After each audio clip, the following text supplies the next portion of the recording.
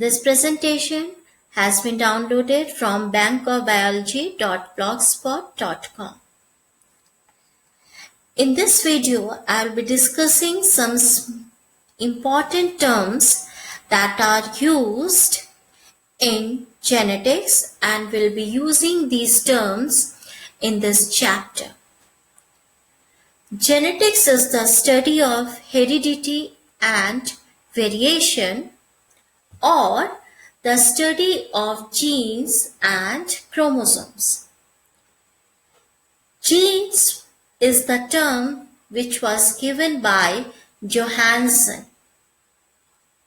Previously, Mendel used factors, and later that term was given by Johansen as genes. That means factors and genes, they are the same. Heredity is the resemblance between offsprings and their parents. For example, you resemble your mother or you resemble your father. This resemblance is known as heredity. That means you have inherited those characters from your parents. Another important term is variation. Variation means the difference between parents and offsprings. Because you are resembling your parents, but you are not exactly same like your parents. There is some difference between you and your parents. That difference is known as variation. Inheritance. Inheritance, as the name of the chapter is, principles of inheritance and variation. And inheritance is the transmission of characters from parents to their children or offsprings. Next, a very important term is alleles. Alleles is a pair or two forms of the gene. We can say the alternative forms of a gene is known as alleles. For example, we have a character height. Height is represented by a gene. Now, some people are tall and some are short. Both these tall and short are alternative forms of height. They are different forms of height. So the gene which is representing tall is capital T, and the gene which is representing short is small t. But both are the alternative forms of the same gene.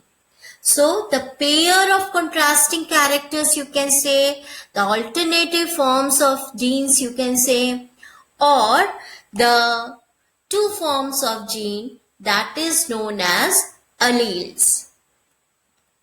Next important terms is dominant character. Dominant means the character which is expressed and it indicates with the capital letter. घर में भी सबने देखा होगा, कभी कभी mummy dominant होती है, यानी कि वो अपने आप को एक्सप्रेस कर सकती हैं. She can express herself. Sometimes father can express himself. So the character which is expressed is known as the dominant character. Recessive character, the character which is not expressed or which is suppressed, is the recessive character. Now, homozygous, it is a very, very important term. Homozygous is the condition in which chromosome pair, we know that all living organism, or we can say human beings, if we take the example, they are diploid in nature. That means the chromosome are present in pair and they carry similar allele of genes. Similar alleles of genes.